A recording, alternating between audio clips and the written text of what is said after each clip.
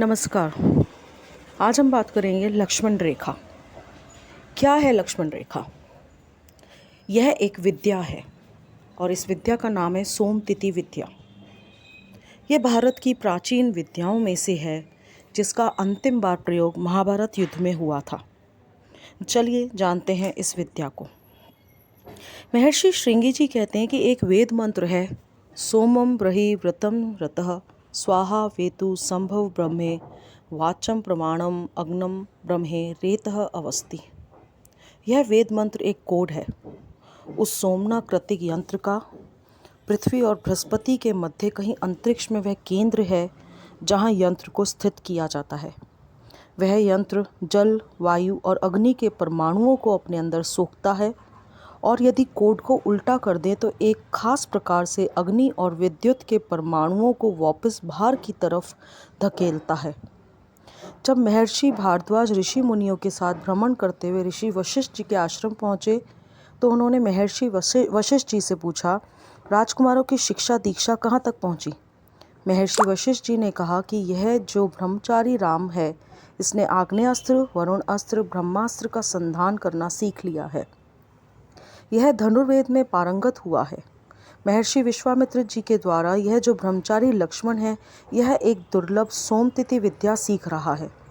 उस समय पृथ्वी पर 4 गुरुकुलों में वह विद्या सिखाई जाती थी।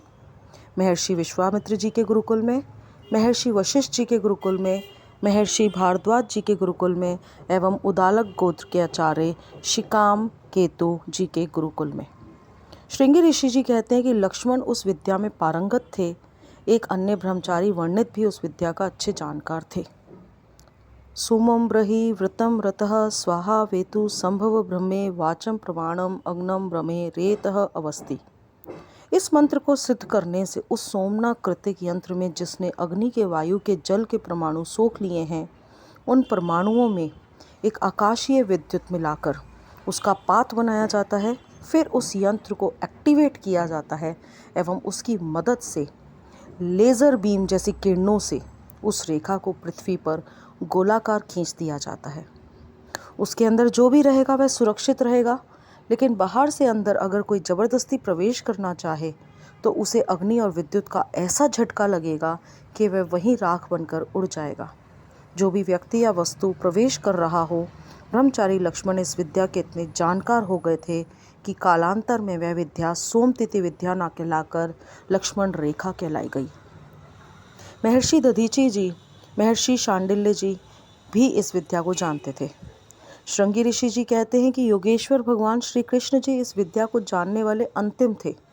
उन्होंने कुरुक्षेत्र के धर्म युद्ध में मैदान के चारों तरफ यह रेखा खींच दी थी ताकि युद्ध में जितने भी भयंकर अस्त्र शस्त्र चले, उनकी अग्नि, उनका ताप युद्ध क्षेत्र से बाहर जाकर दूसरे प्राणियों को संतप्त ना करे।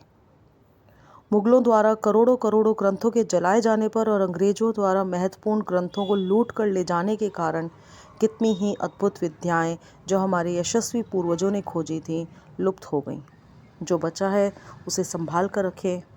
मुझे लगता है लक्ष्मण रेखा, जिसे हम सोमतिथि विद्या कहते हैं, इसके बारे में बहुत ही कम लोगों को पता है। अधिक से अधिक इस वीडियो को आगे फैलाएं, लोगों को भेजें ताकि सब लोग हमारे हिंदू धर्म की इतनी महान विद्याओं के बारे में जान सकें। जय श्री राम।